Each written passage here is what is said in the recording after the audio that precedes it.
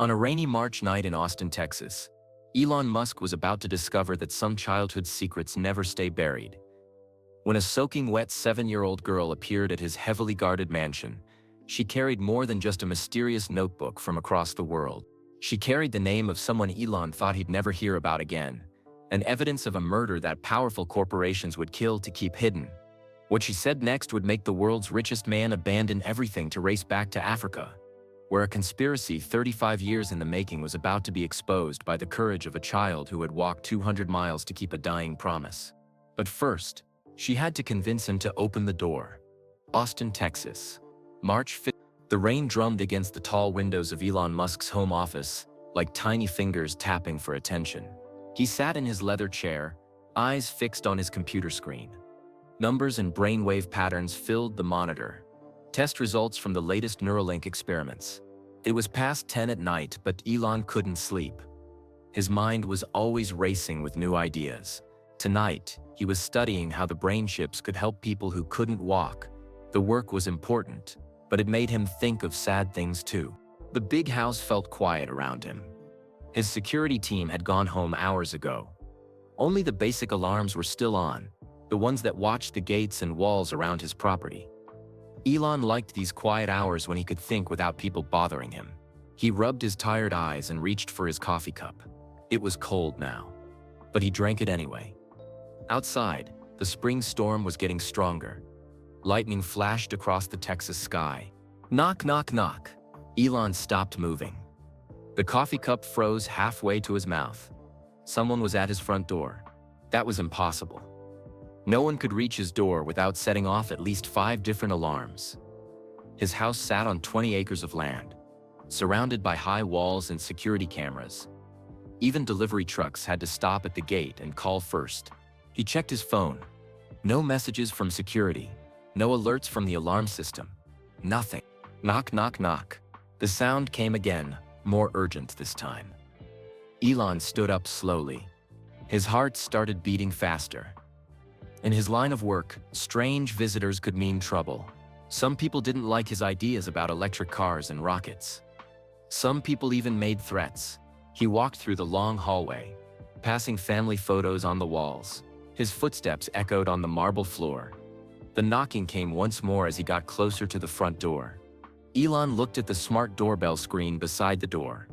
The camera showed a small figure hunched against the rain on his doorstep. It was a little girl. She looked maybe 7 years old. Her long dark hair was plastered to her head by the rain. Water dripped from her thin jacket onto his welcome mat. Her clothes were soaked through. She was shivering in the cold night air. But it was her eyes that made Elon stop breathing for a moment. Even through the camera, he could see them clearly. They were dark and intelligent, but they looked too old for such a young face. They held a sadness that no child should carry. The girl looked straight into the camera, as if she knew he was watching her. "Sir," she said, her small voice somehow carrying through the door in the storm. "I need to talk to you about your brother." Elon's hand, reaching for the door handle, froze in midair. His blood turned ice-cold. Brother? Everyone knew about Kimball, his well-known brother who owned restaurants and worked in farming. But this little girl wasn't talking about Kimball. Elon could tell by the way she said it, the serious tone in her young voice. She was talking about someone else, someone from long ago, someone Elon never spoke about in public. His mind flew back 35 years, to a dusty summer in South Africa. He was 9 years old, living in his parents' house in Pretoria. There had been another boy there that summer, a foster child his mother had taken in for a few months. The boy's name was Karan. "How do you know about that?" Elon whispered to the empty hallway, but the girl couldn't hear him through the thick door. She knocked again, weaker this time.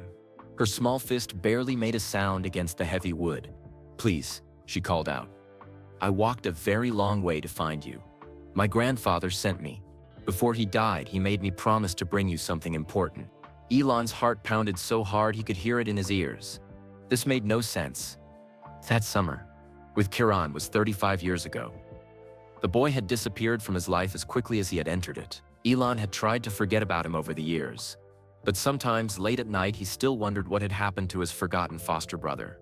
Now this child was standing at his door in a storm, somehow knowing about the most private part of his childhood. The girl pressed her face closer to the camera. Elon could see her lips were turning blue from the cold. He said you would remember, she said, her voice getting quieter as she shivered. He said you two made something special together. Something that could help people all over the world. Elon's hand moved to the door locks before he could stop himself.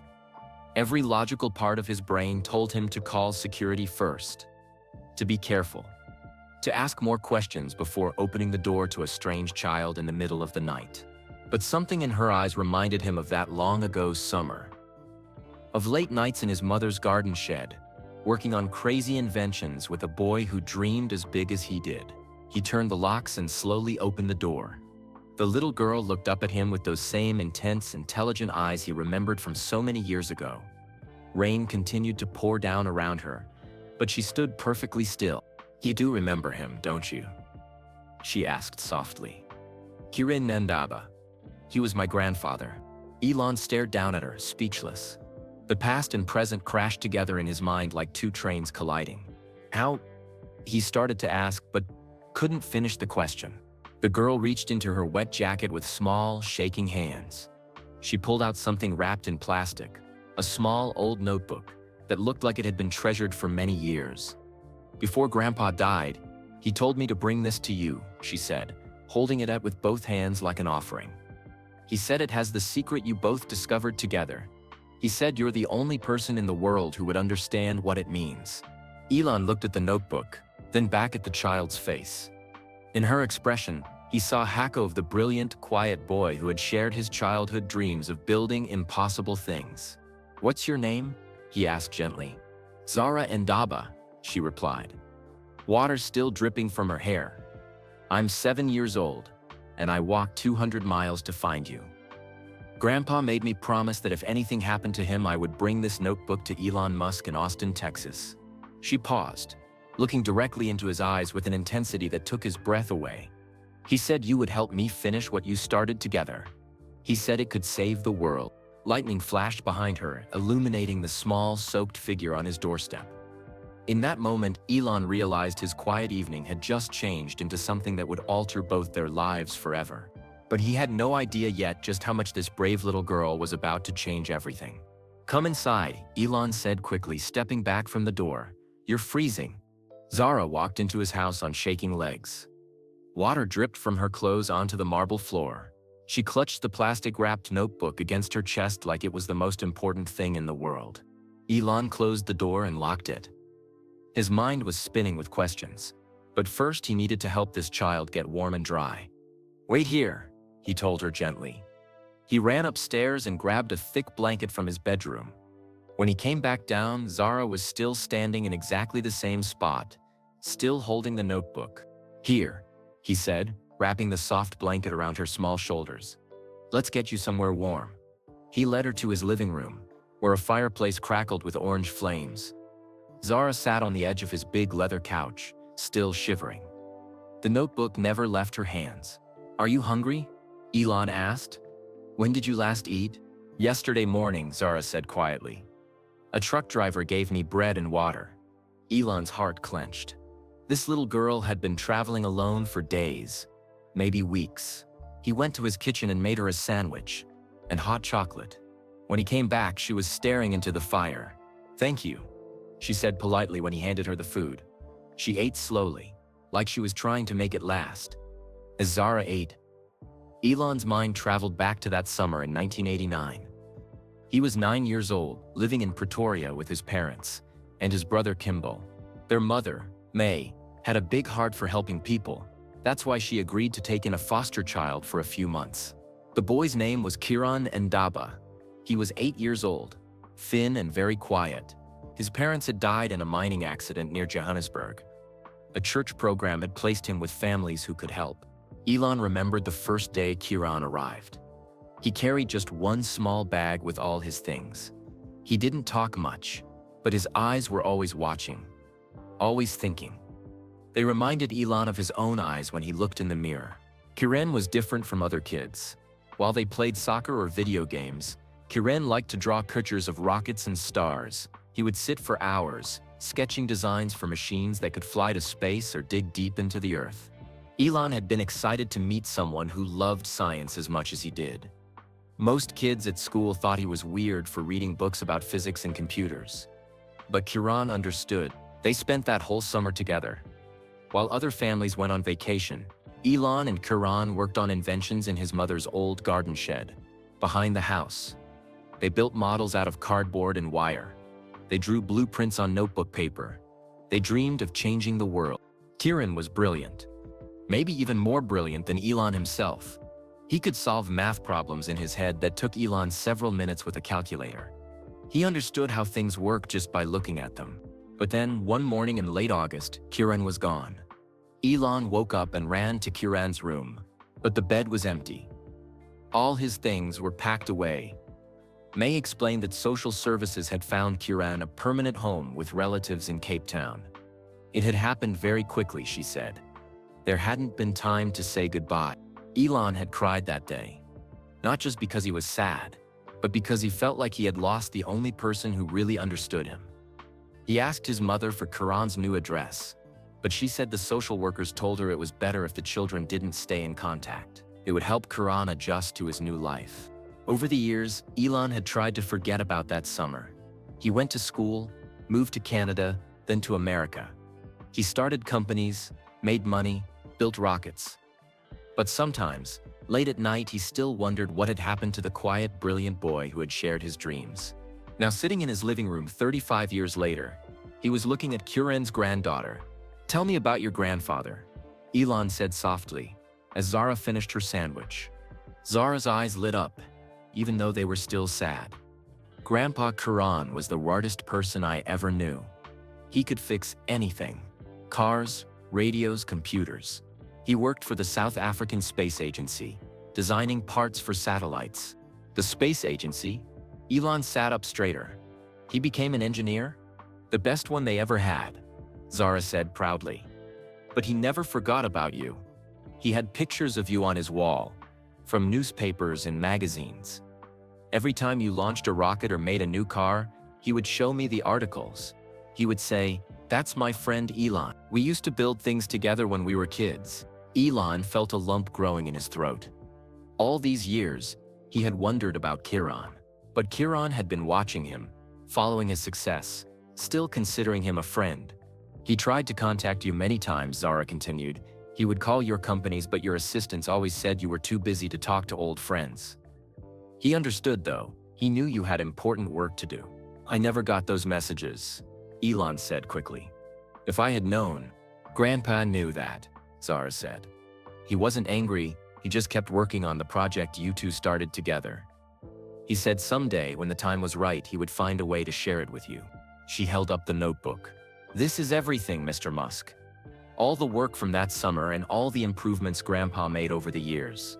He spent his whole life making your shared dream come true." "What dream?" Elon asked, though part of him already knew.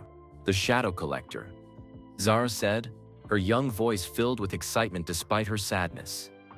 "The machine you two designed to catch sunlight that other solar panels miss. Grandpa figured out how to make it work for real." Elon's heart started beating faster. He remembered that project. They had been trying to build a better solar panel, one that could collect energy even when the sun wasn't shining directly on it. It was an impossible idea, the kind of crazy dream that only children would believe in. "But that was just kids playing around," he said. "We didn't really know what we were doing." Zara shook her head. "Grandpa said you both understood something that adult engineers missed. You saw that energy was everywhere, not just in direct sunlight. He spent 35 years figuring out how to prove you were right." She carefully unwrapped the plastic around the notebook. The cover was worn and faded, but Elon could see his own 9-year-old handwriting on the first page, "Super Solar Project by Elon and Kiran." His hands shook as he took the notebook from her. The pages were filled with diagrams, calculations, and notes in 2 different handwritings. His own messy scrawl mixed with Kiran's neat, careful letters. But as he flipped through the pages, Elon realized this wasn't just a childhood memory book. The later pages contained sophisticated engineering drawings, complex mathematical formulas, and detailed construction plans. This was the work of a brilliant adult scientist who had never stopped believing in a childhood dream. He tested it?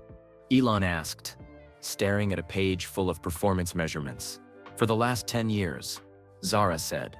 In secret, in his backyard workshop. It works, Mr. Musk. It really works.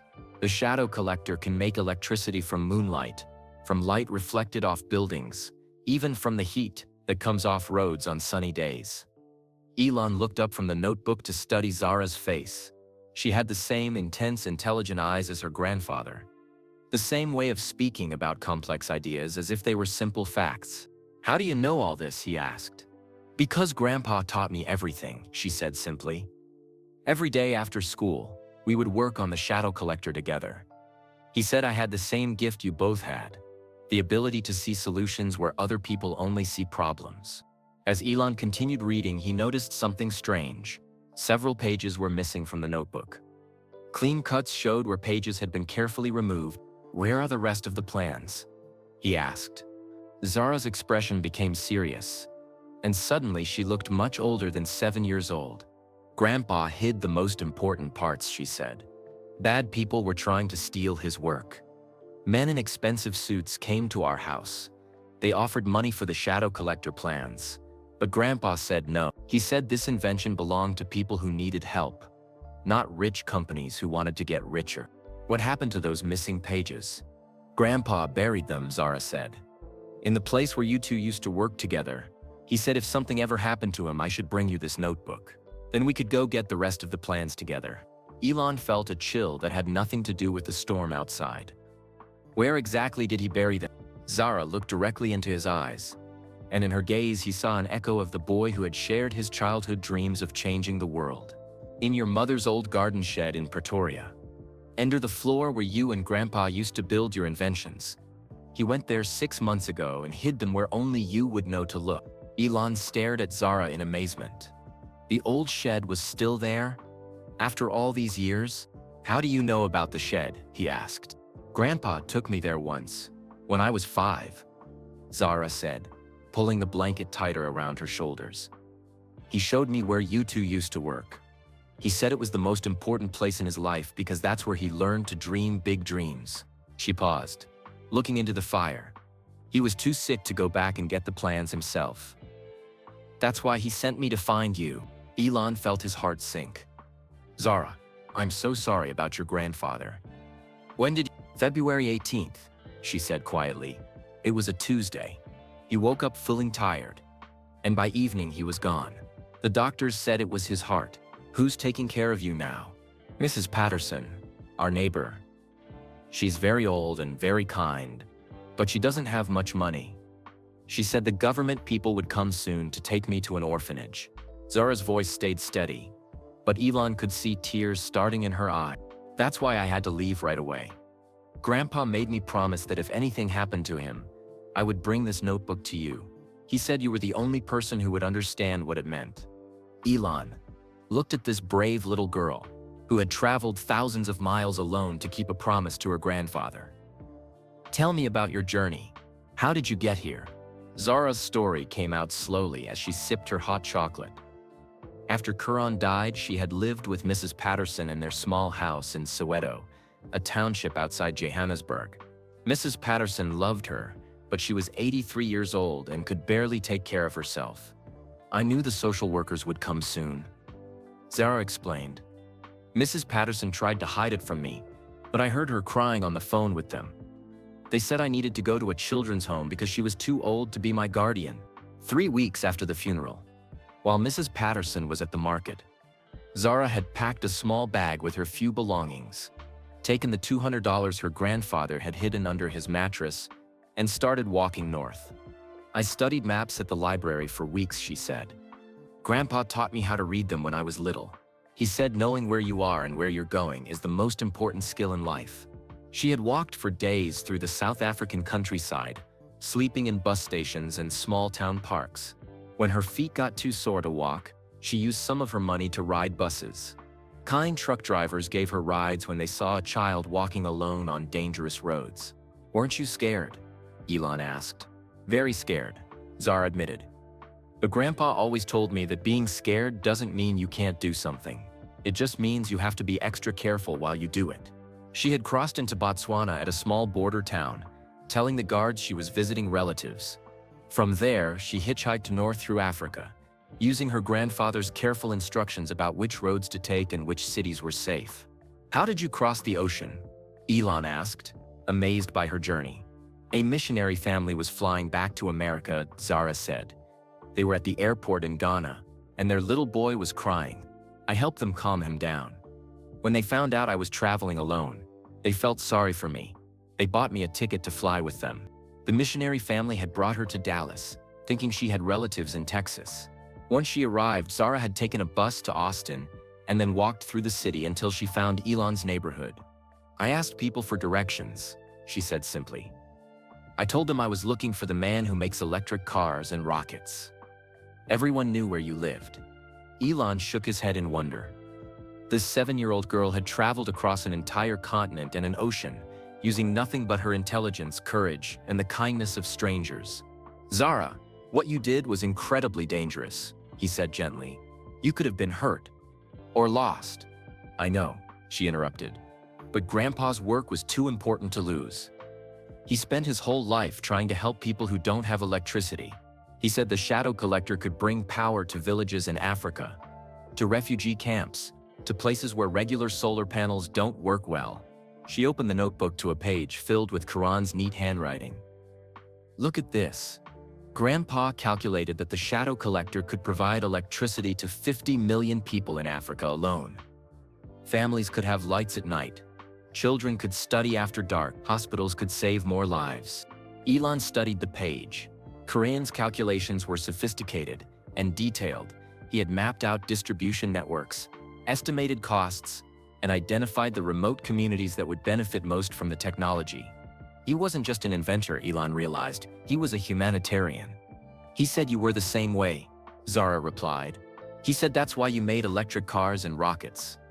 Not just because they were cool, but because they could help people and help the planet." As Elon continued reading through the notebook, he was amazed by the depth of Karan's work. His childhood friend had become a brilliant engineer, but he had never forgotten the dreams they shared in that old shed. "There's something else," Zara said quietly. "The bad men who came to our house. I think they knew Grandpa was going to die." "What do you mean?" Elon asked, looking up from the notebook. "They visited 3 times in the last month before Grandpa died. Each time they offered more money for his research. The last time they said if he didn't sell it to them, they would make sure no one else could ever benefit from it." A chill ran down Elon's spine. "Did they threaten him?" "Not with words," Zara said. "But after they left the last time, Grandpa was very worried. He started making copies of everything and hiding them in different places. He said some people would do anything to stop inventions that might hurt their businesses." "Did you tell anyone about this?" "Who would I tell?" Zara asked sadly. "I'm just a little girl with no family. Who would believe me?" Elon felt a surge of anger. If someone had threatened Karan, if they had contributed to his death, they would pay for it. But first, he needed to get those missing plans and make sure the shadow collector technology survived. "Zara," he said, "how would you feel about taking a trip with me?" Her eyes widened. "Where?" "Back to South Africa. To that old garden shed. We need to find those missing pages and finish what your grandfather started." For the first time since she had arrived at his door, Zara smiled. It was a small smile, but it lit up her whole face. "Grandpa would like that," she said. "He always said the best inventions are the ones that bring people together." As rain continued to fall outside, Elon made a decision that would change both their lives.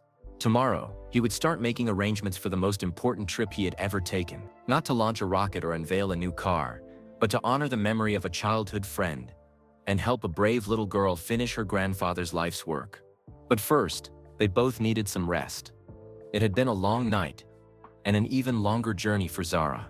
"There's a guest room upstairs," Elon told her. "You can sleep there tonight. Tomorrow, we'll figure out how to get you home."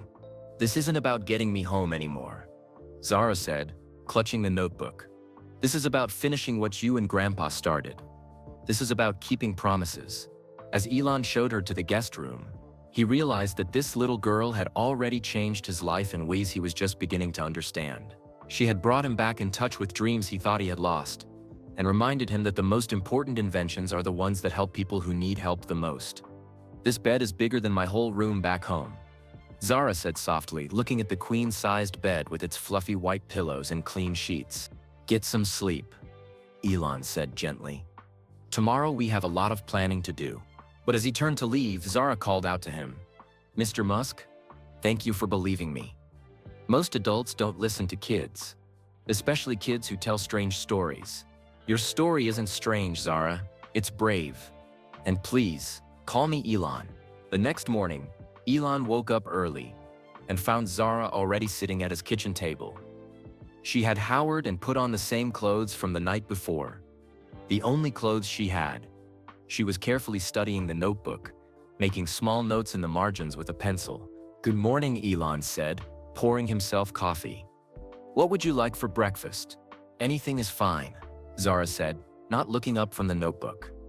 "I found something important while you were sleeping." She turned the notebook toward him and pointed to a page near the back.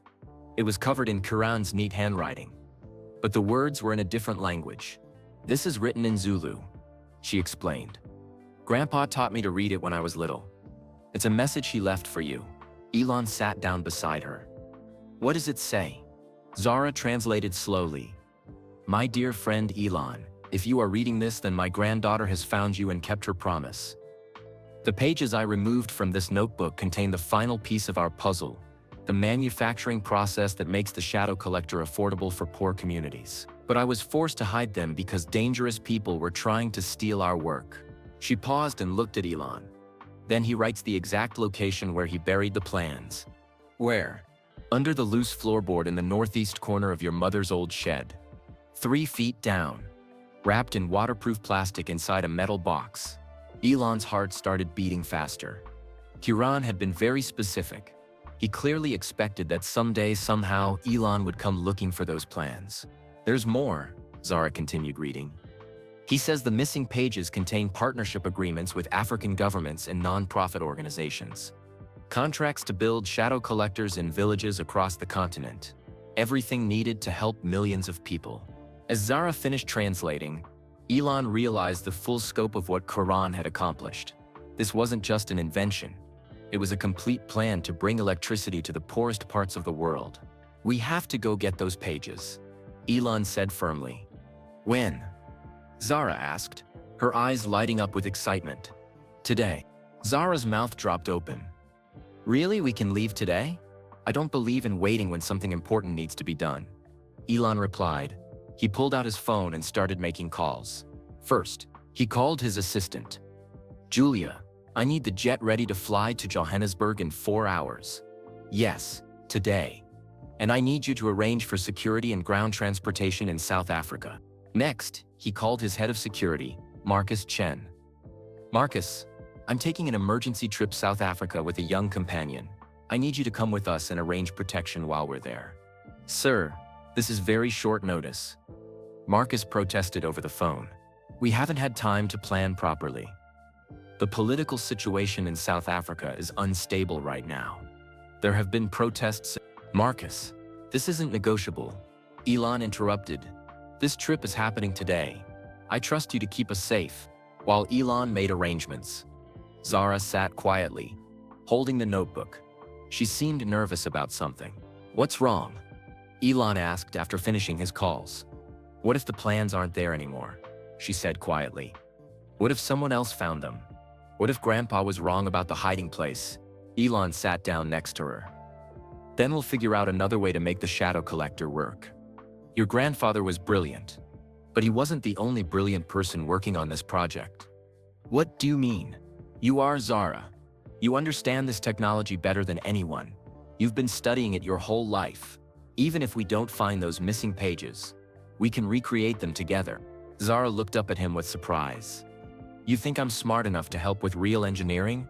"I think you're smart enough to do anything you set your mind to," Elon said. "Your grandfather saw that in you. That's why he trusted you with this mission." 2 hours later, they were driving to the Austin airport in Elon's Tesla Model S. Zara pressed her face against the window.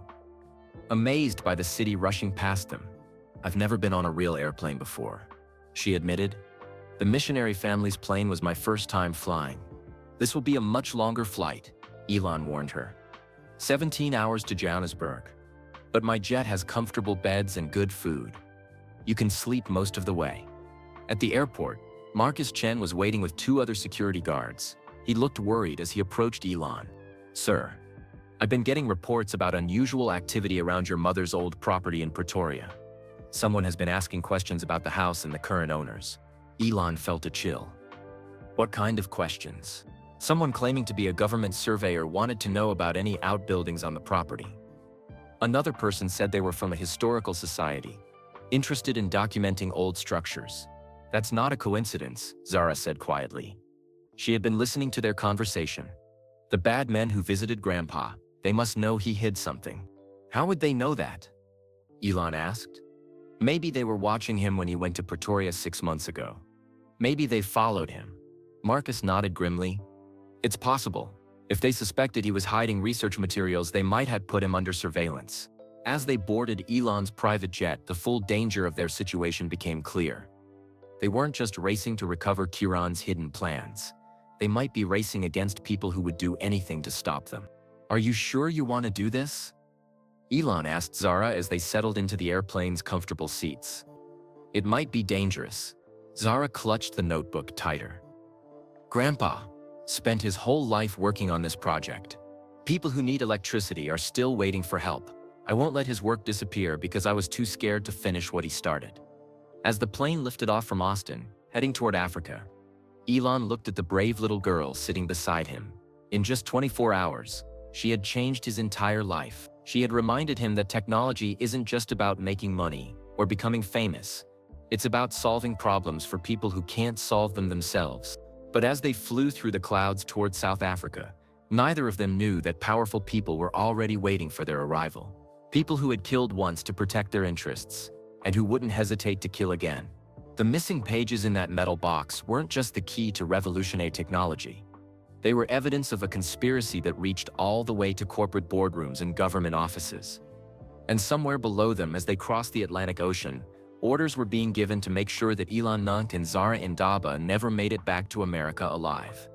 The flight to Johannesburg took 17 long hours. Zara slept for most of it, curled up in one of the airplane's comfortable beds. But Elon stayed awake, studying the notebook and making plans. When they finally landed at OR Tambo International Airport, the African sun was blazing overhead. Zara pressed her face to the small airplane window. "I'm home," she whispered, and Elon could hear both happiness and sadness in her voice. Marcus had arranged for 2 black SUVs to meet them at the airport. The vehicles had bulletproof glass and reinforced doors. Not the kind of cars tourists usually rented. "Is all this really necessary?" Elon asked as they drove through Johannesburg's busy streets. "Better safe than sorry, sir," Marcus replied from the front seat. "My contacts here say there's been a lot of interest in your arrival. People asking questions at hotels, car rental agencies, even the airport." Zara looked out the window at the familiar sights. Crowded taxi ranks, street vendors selling fruit, children playing in dusty yards. This was her world, so different from Elon's mansion in Austin. "Are you okay?" Elon asked her quietly. "I'm thinking about Grandpa," she said. "He would be so excited that we're here together, going to get his plans. But I miss him so much it makes my chest hurt." Elon understood that feeling. He had lost people he loved too. "He's still with us, Zara. Every time we work on the shadow collector, every time we help someone get electricity, he'll be there." The drive to Pretoria took an hour through heavy traffic. As they got closer to Elon's childhood neighborhood, memories came flooding back. The jacaranda trees were blooming, covering the streets with purple flowers just like they had 35 years ago. Finally, they pulled up in front of a modest house with a red tile roof and a small front garden. It looked exactly like Elon remembered, only smaller somehow. "This is it," he told Zara. "My old house." A middle-aged man came out to meet them. Henrik Johansson, who had bought the house from Ellen's family years ago.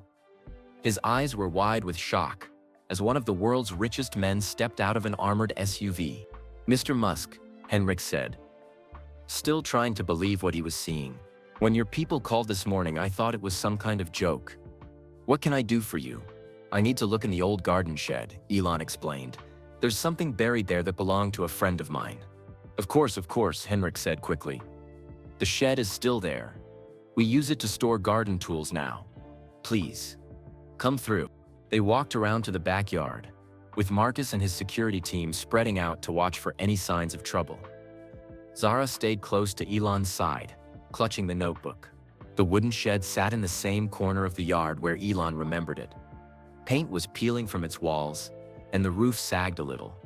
But it was still standing after all these years. I can't believe it's still here, Elon murmured as Henrik unlocked the creaky door. The inside of the shed was dark and dusty. Old lawnmowers and gardening tools were stacked against the walls. But in the northeast corner, exactly where Karan had said, there was a section of floor that looked different from the rest. Elon knelt down and examined the wooden boards. Some of them were newer than the others, and they weren't nailed down as tightly. Henrik, do you have a crowbar? He asked. I'll get one from my garage, Henrik said, hurrying away. While they waited, Zara explored the small shed. She ran her fingers along the walls, trying to undo her grandfather and Elon as young boys, building impossible inventions in this tiny space. What did you two make here, she asked. Mostly cardboard rockets and pretend computers, Elon said with a smile. We thought we were going to change the world. You did change the world, Zara said simply, and now we're going to change it again. Henrik returned with a crowbar, and Elon carefully pried up the loose floorboards. Underneath was packed dirt, just as he remembered from childhood. 3 feet down, Zara said, reading from the notebook. They took turns digging with shovels Henrik provided. The work was hot and dirty under the African sun. Sweat dripped down Elon's face as he dug deeper into the hard earth. Then about 3 feet down, his shovel hit something solid with a metallic clang. That's it, Zara exclaimed. They dug more carefully around the edges until they could see a metal box about the size of a large book. It was wrapped in multiple layers of plastic, exactly as Kiran had described in his message. Elon's hands shook slightly as he lifted the box out of the hole. After 35 years, he was about to see the completed work that he and his childhood friend had started together. Should we open it here? He asked Zara. Grandpa would want us to open it together, she said. Elon carefully unwrapped the plastic layers. Inside was a waterproof metal box with a simple latch. He opened it slowly. The missing pages from the notebook were there, just as Kiran had promised. But there was so much more than Elon had expected. Detailed manufacturing blueprints showed how to build shadow collectors in small factories using local materials. Cost estimates proved the devices could be made cheaply enough for poor communities to afford them. Partnership agreements with African governments were ready to be signed. But most amazing of all were the test results. Kiran had spent years secretly building and testing shadow collector colotarks. The data showed they worked even better than he and Elon had dreamed as children. Look at this, Zara said, pointing to a page of measurements. Grandpa's shadow collector made 3 times more electricity than regular solar panels, even on cloudy days. Elon stared at the numbers in amazement. This technology could revolutionize energy access across the developing world. It could bring electricity to remote villages, refugee camps, disaster areas, anywhere that traditional power grids couldn't reach. But as he studied the documents, he noticed something troubling. Several pages had official government stamps and signatures. These weren't just research notes. They were formal agreements that would have committed multiple African countries to buying thousands of shadow collectors. Zara, he said quietly, your grandfather wasn't just an inventor. He was about to become a major supplier to governments across Africa. This represents millions of dollars in contracts. Is that good or bad? She asked. It's good for helping people, Elon said. But it's very bad for companies that make money selling expensive energy equipment to those same governments. As if summoned by his words, Marcus appeared at the shed door looking tense. Sir, we have a problem, he said urgently. There are 3 black sedans parked on the street outside. The occupants are watching this house through binoculars. Elon quickly closed the metal box and stood up. How long have they been there? They arrived about 10 minutes ago.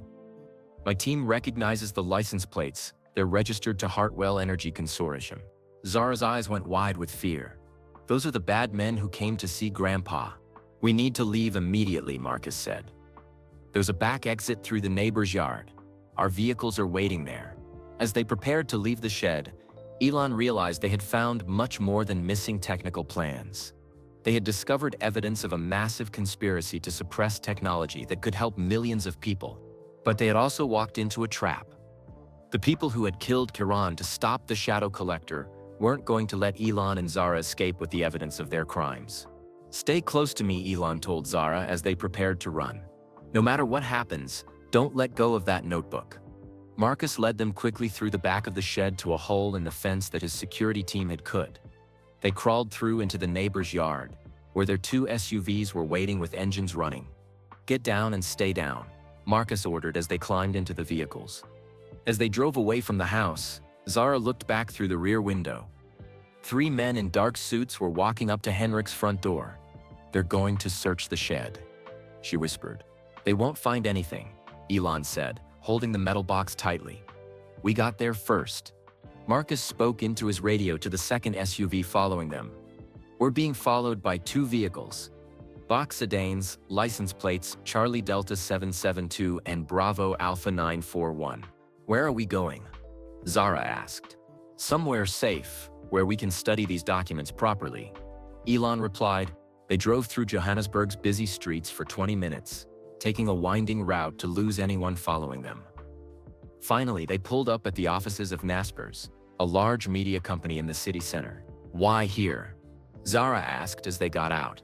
"I know people here from my early business days," Elon explained. "They have secure conference rooms where we can work without being disturbed." The Naspers building was modern and tall, with excellent security.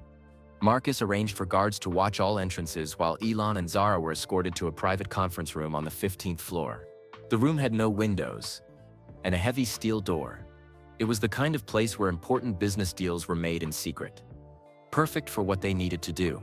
Elon spread all the documents from the metal box across the large conference table. With the complete notebook and the missing pages together, the full picture of Kiran's work became clear. "This is incredible," Elon murmured as he studied the technical drawings. "Your grandfather solved problems I didn't even know existed." The shadow collector design was far more advanced than their childhood dream. Kiran had created a system that could capture energy from multiple sources at once: sunlight, moonlight, heat from the ground, even radio waves from cell phone towers. "Look at this," Zara said, pointing to a diagram. "Grandpa figured out how to make the collectors work together. If you put 10 of them in a village, they share power with each other. If one breaks, the others keep working." But it was the business documents that showed the real scope of Kiran's vision. He had spent years negotiating with governments across Africa. Countries like Kenya, Ghana, and Tanzania were ready to sign contracts to buy thousands of shadow collectors for their remote villages. The total value of these contracts is over $2 billion. Elon calculated, studying the financial projections. "Your grandfather was about to become one of the biggest energy suppliers in Africa, and someone killed him to stop it," Zara said quietly. As they worked, Marcus received troubling reports from his security team. "Sir, we've identified the men following us. They work for Hartwell Energy Consortium. It's a company owned by several large oil and mining corporations." "What do they want?" Elon asked, though he suspected he already knew. "To stop the shadow collector technology from reaching the market," Marcus replied. "If these devices work as well as the documents claim, they could replace billions of dollars worth of diesel generators, solar panels, and electrical grid equipment across Africa." Zara studied a page covered with her grandfather's handwriting. "There's something else," she said. "Grandpa wrote about the men who visited him. He kept detailed notes about their threats." She translated from the Zulu text. "They said if I continued working on the shadow collector, there would be consequences. They offered to buy my research for $10 million. When I refused, they said accidents happen to people who don't cooperate with powerful companies." Elon felt anger building in his chest. They threatened an elderly man who just wanted to help people get electricity. "It gets worse." Zara continued reading. "They left something at our house after their last visit. A bottle of medicine. They said it was a free sample for Grandpa's heart condition. But Grandpa didn't have heart problems before they came." The implications hit Elon like a punch to the stomach. "Zara, Are you saying they poisoned your grandfather? Mrs. Patterson kept the bottle, Zara said, her young voice steady despite the terrible words she was speaking. She was afraid to throw it away, but too scared to report it to the police. She said the men looked too important and dangerous. Marcus leaned forward. If we could test that bottle, we might have evidence of murder. We need to get Mrs. Patterson and that bottle to safety, Elon said. If they killed Kiran, they won't hesitate to eliminate witnesses. As if responding to his words, Marcus's phone rang. He answered it quickly. Then his face went pale. Sir, we have a serious problem, he reported. That was my contact at the airport. Hartwell Energy has filed papers with the South African government claiming that you and the girl are stealing proprietary technology that belongs to them. They're trying to get the authorities to confiscate the notebook and arrest both of you. That's impossible, Elon protested. This technology belonged to Kiran. He developed it independently. They're claiming he was working for them as a contractor through the South African Space Agency. Marcus explained. They have documents that say any inventions he made belong to his employers. Zara stood up suddenly, her small hands clenched into fists. They're lying. Grandpa worked for the space agency, but the shadow collector was his personal project. He did all the research at home, with his own money. It doesn't matter if they're lying, Marcus said grimly. They have lawyers and government connections. They can tie us up in legal proceedings for months while they destroy the evidence and eliminate witnesses. Elon made a decision. We're not staying to fight this in court. We're leaving South Africa tonight. Sir, they've already flagged our flight plan, Marcus reported. Airport security has been told to detain you if you try to leave the country. Then we don't leave from the airport, Elon said. He pulled out his phone and made a call to someone from his past. Thabo Mokone, childhood friend who now ran a humanitarian organization that helped refugees escape dangerous situations. Thabo, it's Elon. I need your help. The same kind of help you give to people fleeing persecution. 20 minutes later, they were leaving the Naspers building through a service entrance. But instead of getting into their armored SUVs, they climbed into an old, beaten-up van driven by a young woman named Kessie. Where are we going? Zara asked, as they drove through Johannesburg's townships. To get Mrs. Patterson and that medicine bottle, Elon said. Then we're taking a different route out of the country. As they drove through the crowded streets, Zara looked out at the familiar sights of her childhood. She knew this might be the last time she ever saw her homeland. I'm scared, she admitted quietly to Elon. So am I, he replied. But your grandfather trusted us to finish his work. We can't let fear stop us from helping the people who need electricity. Behind them, black sedans were already searching every major road out of the city. Hartwell Energy Consortium had mobilized an army of corporate security agents to stop them from escaping with the shadow collector technology. But they had underestimated the determination of a 7-year-old girl who had already walked across a continent to keep a promise to her grandfather. The old van bumped and rattled through Johannesburg's crowded streets. Casey, their driver, knew every shortcut and back road in the city. She had been helping refugees escape dangerous situations for years, as part of Thabo Mokone's underground network. Your friend Thabo saved my family when I was 12, she told Elon as they drove through a busy marketplace. Corporate security was hunting my father because he tried to organize miners for better safety. Thabo got us across 3 borders in one night. The same thing is happening to us, Zara said quietly. Bad people want to stop Grandpa's invention from helping others. Kesey looked at Zara in the rearview mirror. Then we better make sure they don't succeed. They drove for an hour through townships and industrial areas, staying away from main highways where corporate agents might be watching. Finally, they pulled up at a small house in Soweto with a rusty metal fence and a tiny front yard. Mrs. Patterson, Zara called out as they approached the front door. An elderly woman with gray hair and kind eyes opened the door. When she saw Zara, her whole face lit up with joy and relief. My dear child, Mrs. Patterson exclaimed, pulling Zara into a tight hug.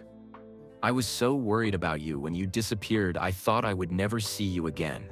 I found him, Mrs. Patterson, Zara said, gesturing to Elon. I found Elon Musk, just like Grandpa told me to. Mrs. Patterson stared at Elon in amazement. The man from the rockets and cars? He's real? Very real, Elon said with a smile, shaking her weathered hand.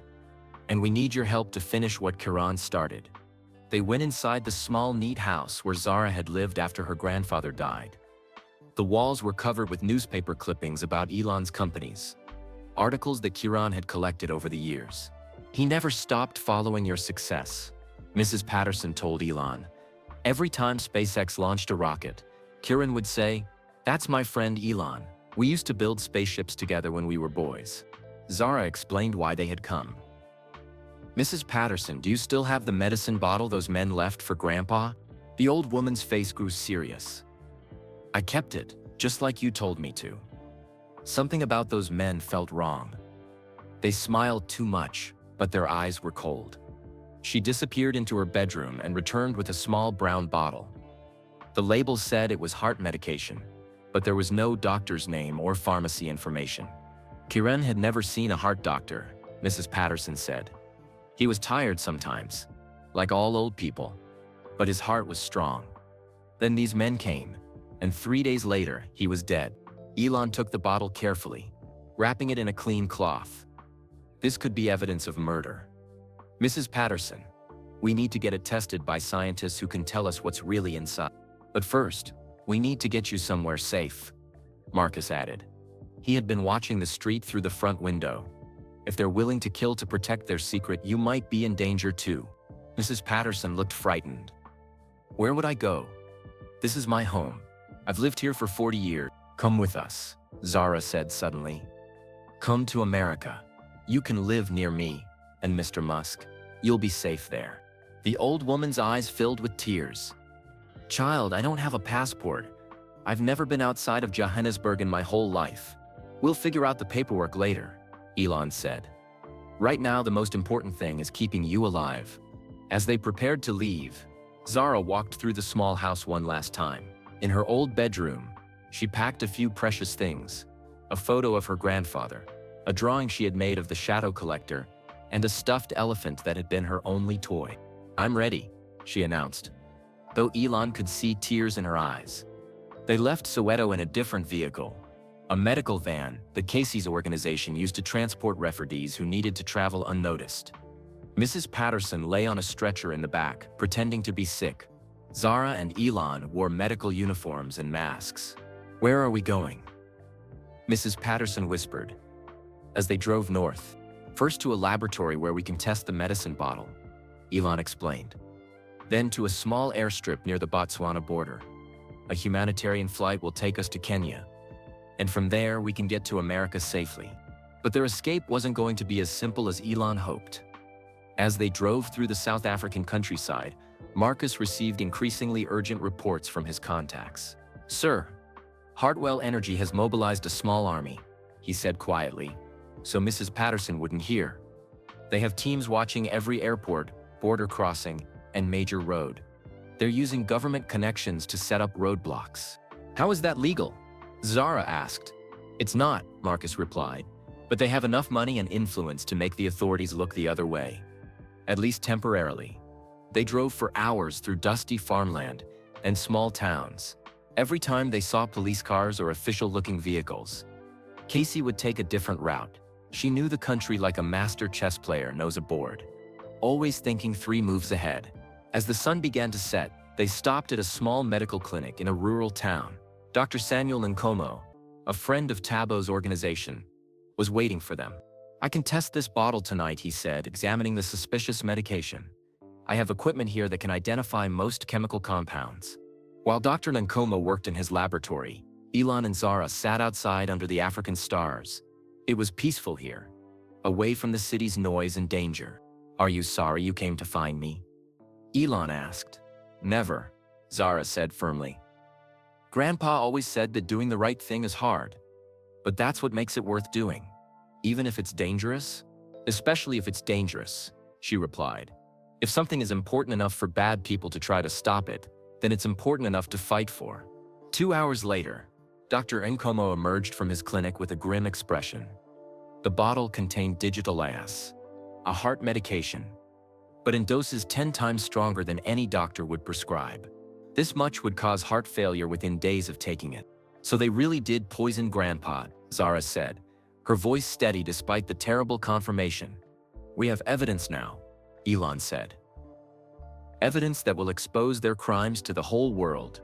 But as they prepared to continue their journey to the border, headlights appeared on the horizon. 3 vehicles were approaching fast, kicking up clouds of dust on the rural road. "We need to go now," Marcus said urgently. They ran to their medical van. But it was too late. The approaching vehicles spread out to block all escape routes. Men in dark suits stepped out, and Elon recognized the cold, calculating look in their eyes. These weren't just corporate security agents. These were people who had killed before and were prepared to kill again. "Mr. Musk," called out a well-dressed man who was clearly their leader. "My name is James Hartwell. I think it's time we had a conversation about some stolen property that belongs to my company." Elon stepped forward, shielding Zara and Mrs. Patterson behind him. "There's nothing stolen here, Mr. Hartwell. This technology belonged to Kiran Indaba, and he developed it on his own time with his own resources." Hartwell smiled, but his eyes remained cold. "I'm afraid our legal team disagrees. Mr. Nade signed contracts with the South African Space Agency that clearly state any inventions he created while employed there belong to his employers. And we happen to own significant contracts with that agency." "That's a lie," Zara said, stepping out from behind Elon despite his attempt to protect her. "My grandfather worked on the shadow collector at home, in his own workshop, using his own money." "Brave little girl," Hartwell said, looking down at her with fake sympathy. "But children don't understand complex legal matters. Why don't you give me that notebook, and we can all go home peacefully?" "No," Zara said firmly, clutching the notebook tighter. "This belongs to people who need electricity, not to rich companies who want to keep them in the dark." Dr. Nkomo stepped forward, holding up the medicine bottle. "Mr. Hartwell, I just finished testing this medication that your people left with Mr. Ndaba. It contains enough poison to kill a healthy man."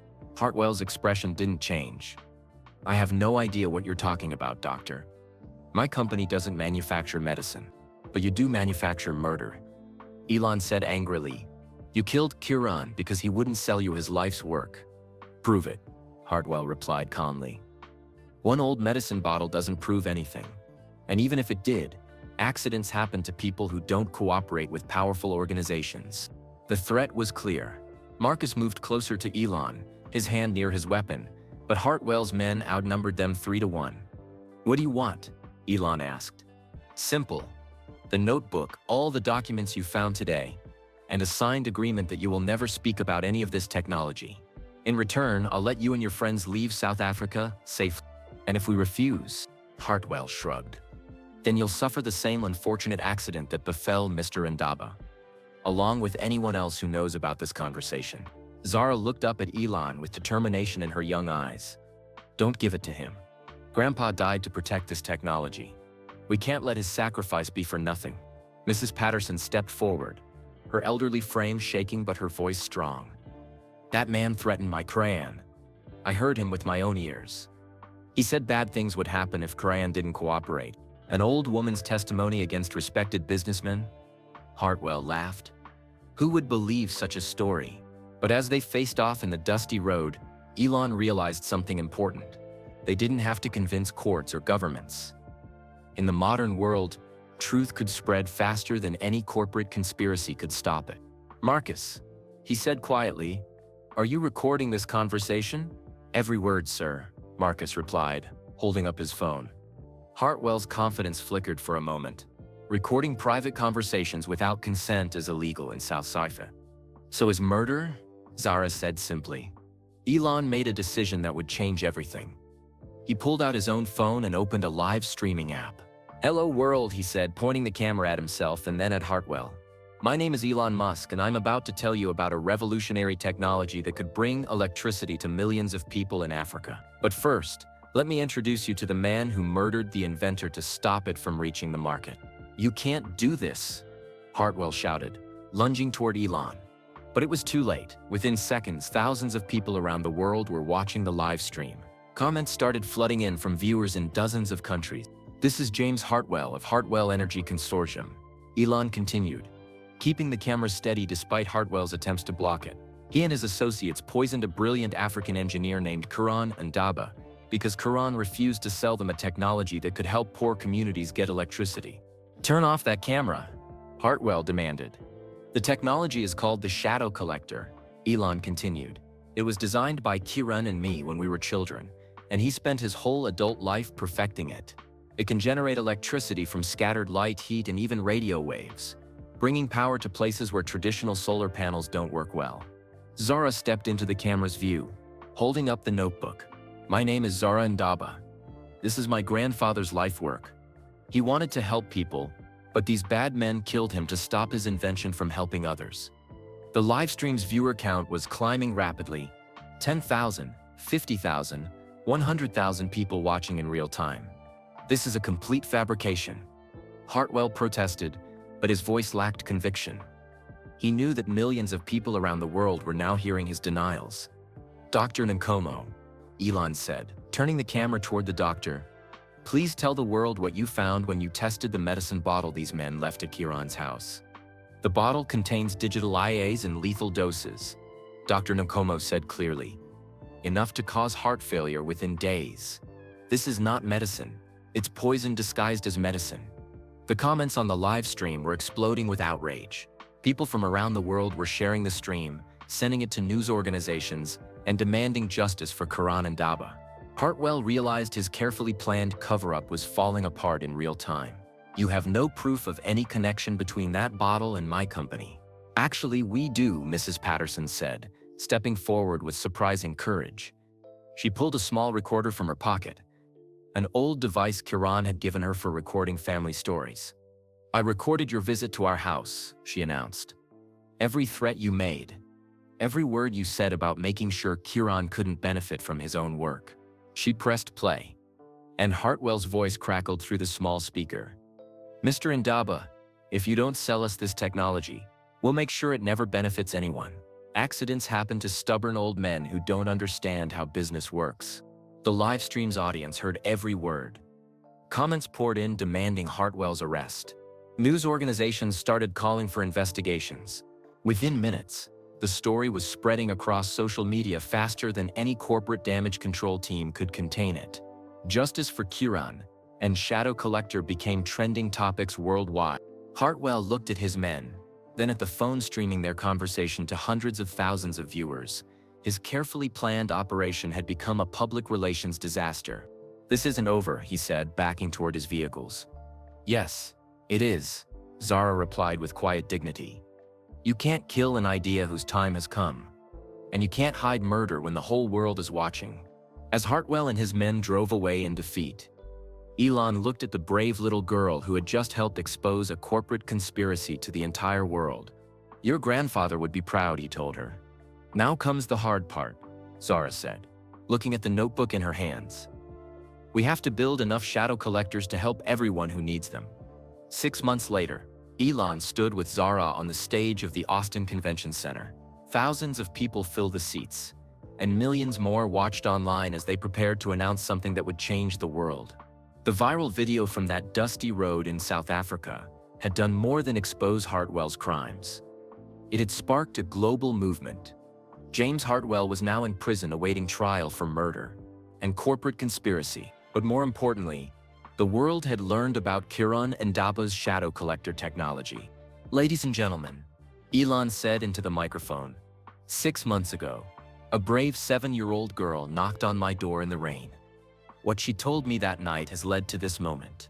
He gestured to Zara, who stepped forward holding a small device that looked like a flat black panel cover with intricate patterns. "This is a shadow collector," Zara said, her young voice carrying clearly through the auditorium. "My grandfather Kiran Ndaba and Mr. Musk invented it when they were kids. It can make electricity from sunlight, moonlight, heat, and even radio waves." She held the device up to the lights above the stage. A small LED on its surface began to glow brightly. "But the most important thing about the shadow collector isn't how it works," Zara continued. "It's that we're giving the plans away for free. Anyone in the world can download the instructions and build one themselves." The audience erupted in applause, but Zara wasn't finished. "We're also starting something called the Shadow Collector School program. Kids in every country can learn to build these devices and bring electricity to their own communities." Behind them, a large screen showed a world map covered with thousands of glowing dots. Each dot represented a place where shadow collectors were already operating. In 6 months, working with volunteers and students around the world, we've built and installed over 50,000 shadow collectors. Elon explained. They're powering schools in rural Kenya, medical clinics in Bangladesh, refugee camps in Syria, and remote villages throughout South America. The map zoomed in to show specific locations. A school in Guatemala where children could now use computers for the first time. A hospital in Uganda where doctors could perform surgery at night. A refugee camp in Jordan where families had lights and communication equipment. But this is just the beginning, Zara said. We've received requests for shadow collectors from over 200 countries. Children and teenagers are leading construction projects in their own communities. She pointed to the screen, which now showed video messages from young people around the world. A 12-year-old girl in rural India had organized her entire village to build shadow collectors for every house. High school students in Peru had created an improved design that worked better at high altitudes. A group of teenagers in Nigeria had started a small factory making shadow collector components for surrounding countries. Kids understand this technology better than most adults, Zara observed. They don't think about what's supposed to be impossible. They just build what they need. The environmental impact was already dramatic. Entire regions that had relied on diesel generators or wood burning were switching to clean shadow collector power. Deforestation had slowed in several African countries as families no longer needed to cut trees for cooking fuel. The best part is what happens to communities when they get reliable electricity, Elon said. Children can study after dark. Small businesses can operate longer hours. Medical equipment works more reliably. People can charge phones and stay connected with family members far away. Each success story was personal and meaningful. A young mother in Cambodia could now refrigerate medicine for her sick baby. An elderly teacher in Morocco could hold evening classes for adults who worked during the day. A small cafe in rural Brazil could serve customers after sunset, doubling their income. We keep a world map in Mr. Musk's office, Zara said. Every time someone installs a shadow collector, we put a new pin on the map. Grandpa would be amazed to see how his dream has spread around the world. The open-source approach had defeated corporate attempts to control the technology. Companies like Hartwell Energy couldn't suppress information that was freely available to everyone. Patent lawyers couldn't stop inventions that belonged to all humanity. Traditional businesses thought they could control this technology by buying it or hiding it, Elon explained. But you can't buy or hide something that's given away freely. The shadow collector belongs to everyone who needs it. Universities had begun offering courses on shadow collector construction and maintenance. Engineering students were developing new variations, underwater versions for submarine research, flexible versions that could be sewn into clothing, miniature versions for powering medical devices. Young people are the real innovators here, Zara said proudly. They're taking Grandpa's basic design and making it work in ways he never imagined. The economic impact was transforming entire regions. Rural communities that had never had reliable electricity were suddenly able to participate in the global digital economy. Small businesses could operate more efficiently. Schools could provide better education with access to computers and internet connectivity. What amazes me most, Elon said, is how quickly this technology has spread through networks of young people helping each other. It's not a corporate rollout or a government program. It's kids teaching kids how to build things that help their community. The screen showed a time-lapse animation of the past 6 months. Starting from a single dot in Austin, points of light had spread across every continent. The pattern looked like a constellation expanding through space, which seemed appropriate for a technology invented by 2 boys who had dreamed of reaching the stars. By the end of this year, we estimate that shadow collectors will be providing electricity to over 5 million people, Zara announced. And we're just getting started. She paused and looked directly into the camera that was broadcasting their presentation around the world. If you're a young person watching this, know that you have the power to change your community. If you're an adult, remember that the best way to help is by listening to kids and supporting their ideas. And if you're someone who needs electricity, know that help is coming. It's being built by people your age, people who understand what it means to need something and not have it. As the presentation ended, Zara held up the original notebook, the weathered journal that had started everything. Grandpa always said that the smartest person is the one who knows how to learn from everyone else, she said. That's why he wanted to share the shadow collector with the world. Because when people work together, they can solve problems that seem impossible when they work alone. The audience rose in a standing ovation that lasted several minutes. But the real celebration was happening around the world, in villages and refugee camps and urban neighborhoods where shadow collectors were bringing light to places that had been dark for too long. Later that evening, as Zara and Elon reviewed messages from shadow collector builders around the world, she made an observation that captured the true meaning of their success. "You know what the best part is?" she said, scrolling through photos of smiling children next to their newly built devices. "Grandpa's invention isn't just giving people electricity, it's giving them hope. It's showing them that someone cares enough to share solutions instead of hoarding them." 2 years after that presentation in Austin, Elon and Zara stood in a courtroom in Johannesburg, South Africa.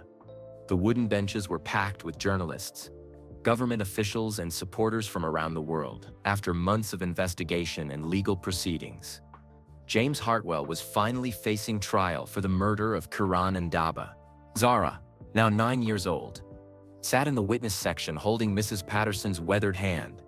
She had grown taller and more confident, but her eyes still held the same determined spark that had brought her to Elon's door on that rainy night. "The prosecution calls Dr. Elena Vasquez to the stand," announced the lead prosecutor, a sharp woman named Advocate Sarah Mthembu. Dr. Vasquez was a forensic toxicologist from the University of Cape Town. She had spent months analyzing the medicine bottle that Mrs. Patterson had saved. "Dr. Vasquez," Advocate Mthembu began, "please tell the court what you found when you tested the contents of this medication bottle." Dr. Vasquez held up the small brown bottle that had started everything. The bottle contains digitalized glycosides in concentrations 20 times higher than any legitimate heart medication. At these levels, the substance would cause cardiac arrest within 72 hours of ingestion. "In your expert opinion, could this have been a manufacturing error?" "Yeah, absolutely not," Dr. Vasquez replied firmly. "The concentration is too precise and too high to be accidental. This was deliberately formulated to kill." Hartwell's expensive defense lawyer tried to object, but the judge allowed the testimony to continue. "Furthermore," Dr. Vasquez continued, "we found traces of a chemical marker that's used by only one pharmaceutical laboratory in South Africa. That laboratory has exclusive contracts with Hartwell Energy Consortium for manufacturing specialized industrial chemicals." The courtroom buzzed with whispers. This was the first direct connection between Hartwell's company and the poison that killed Kiran. Next, Mrs. Patterson took the witness stand. At 85 years old, she walked slowly but held her head high. In her hands was the small tape recorder that had captured Hartwell's threats. "Mrs. Patterson," Advocate Mthembu said gently, "please tell the court about the visit you witnessed at Kiran Ndaba's house." Mrs. Patterson's voice was soft but clear. "3 men came to see Kiran. They were well-dressed and drove expensive cars.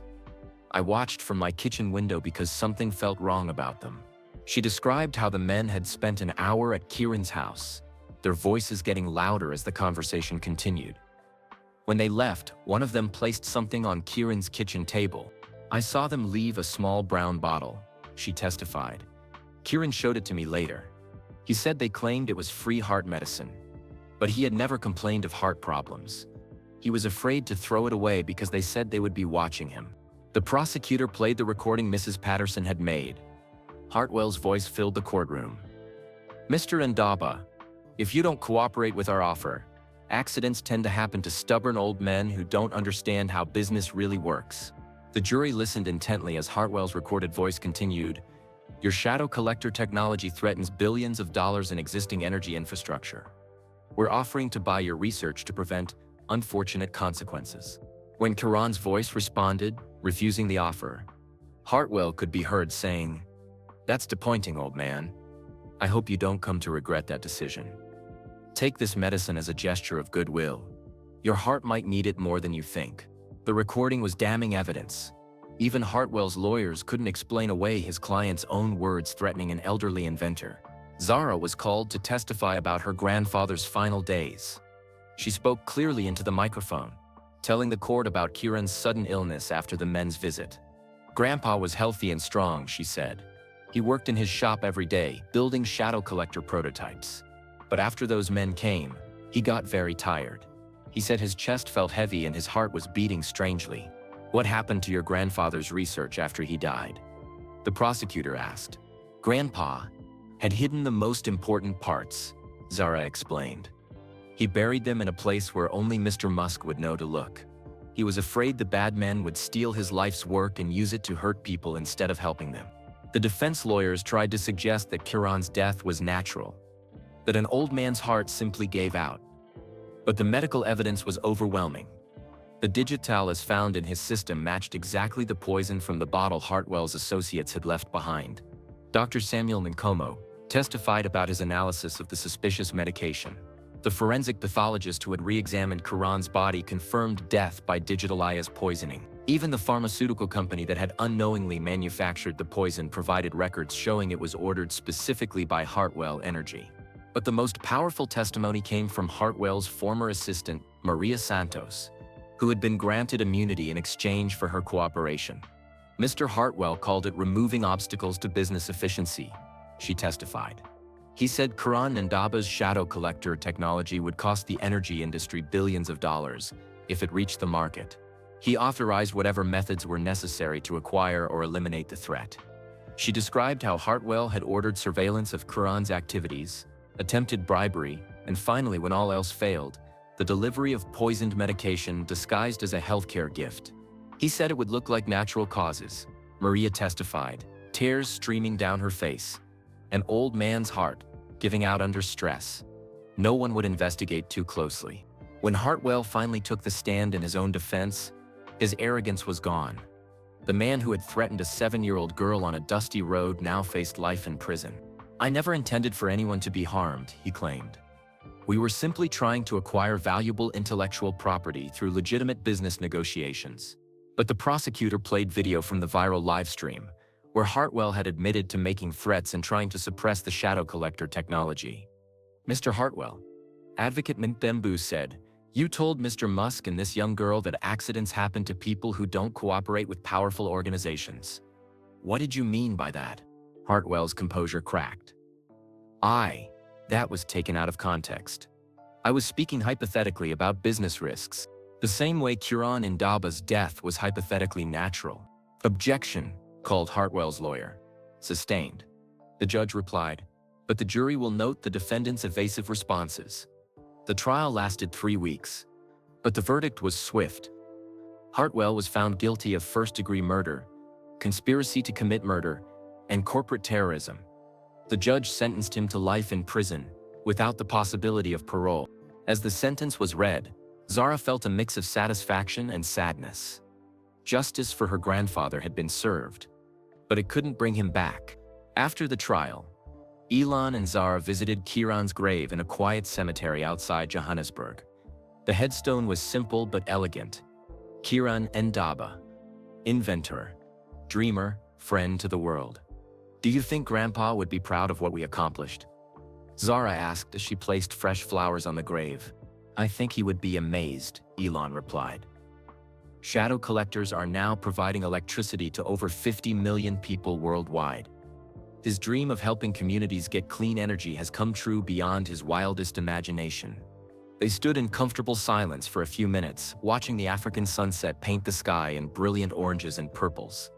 There's something I never told you, Zara said quietly. The night before Grandpa died, he had a dream. He dreamed that his shadow collector technology spread around the world like seeds on the wind. He said in the dream, children everywhere were building the devices and teaching their communities how to make electricity from light and heat. She paused, looking at the headstone. When I woke up and found him gone, I thought the dream had died with him. But then I remembered his instructions about finding you, and I realized that dreams don't die as long as someone remembers them and fights to make them real. As they walked back toward their car, Elon reflected on how much his life had changed since a small, wet girl had knocked on his door. The Shadow Collector project had become more than just a technology. It was a movement that proved ordinary people could solve extraordinary problems when they worked together. What's next? He asked Zara, as they drove through the bustling streets of Johannesburg. Zara smiled and pulled out a notebook, not her grandfather's original journal, but a new one she had been filling with her own inventions. I've been working on something new, she said, A water purification system that works like the shadow collector but cleans dirty water instead of making electricity. I think Grandpa would want us to keep solving problems that help people. Some gifts, Elon realized, truly do run in the family. And some promises, once made to a grandfather under the African stars, echo through generations until they change the world. And that was the end of this incredible story about courage, innovation, and the power of keeping promises. Little girl's determination to honor her grandfather's legacy changed the world and brought justice to those who tried to silence progress. We'd love to know, where are you listening from today? Drop your country or city in the comments below. If this story inspired you, please give this video a thumbs up and subscribe to our channel for many more fascinating stories like this one. Your support helps us bring you amazing tales of real people making extraordinary differences in the world. And don't keep this story to yourself. Share this video with your friends and family to spread kindness and awareness. Together, we can inspire others to believe that anyone, no matter how young or small, can change the world for the better. Thank you for listening. And remember, sometimes the most important inventions aren't just about technology, but about the courage to share hope with those who need it most. Until next time, keep dreaming big and never stop believing in the power of doing what's right.